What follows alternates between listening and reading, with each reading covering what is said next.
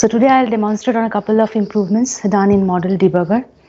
So the basic improvement that we did here is that when we are trying to trace a capsule, the trace editor was completely empty initially. So now we can trace everything related to a capsule, starting from the state activation events, the events sent or received on the port. Along with that, we found that there were several scenarios where the state activation events were missing. So if a model has redefined states or composite states, so the state activation events were missing. So we did some changes here as well.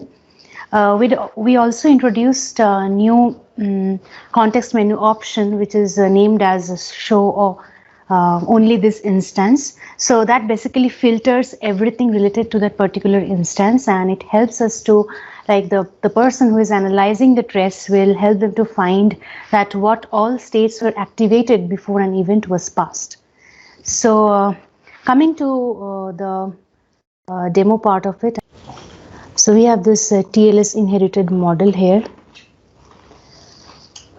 So I'll just explain a little bit on the model. This model has a super capsule, and I'll just open the state machine diagram. As you see here, it has this initial transition with a blue state, and in the traffic light capsule we have simply inherited the super capsule.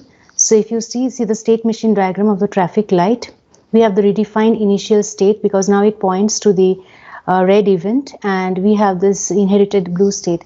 Initially the problem we were facing that when we were starting the application, the first state that was getting activated was blue, and the event passed was showing it on the blue state. But that's not the correct thing. We are basically redefining the initial state, so we are supposed to get the first event or the first state activated as red.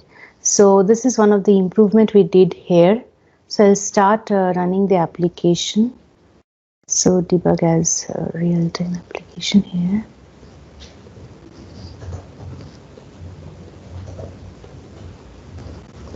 So now I'll simply start creating the trace for only the capsule. Yeah, and I will also open the state instance diagram.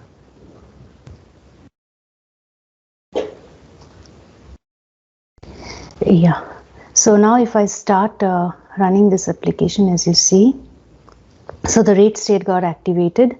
I can manually start passing the events from the control port. So the next event that we pass is the green one.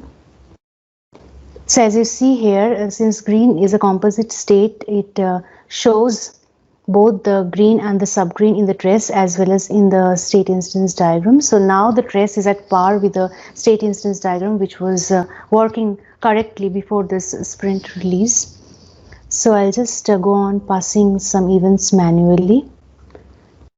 So the main problem we were facing here is that the initial transition, initial state activation you see here as red, this was initially showing as blue. So that was a main problem in this area, which we have improved. So I'll start sending event as blue next. Yeah. And then we continue the same process. So we'll send event as red. Yeah. So this is one more improvement in this area that we have worked on, the redefined transitions and inherited states along with the composite states. So sometimes we could see that the composite state activation events were missing, or the inherited transitions and the redefined states were not considered in our trace at all. So this is one of the improvement that we did.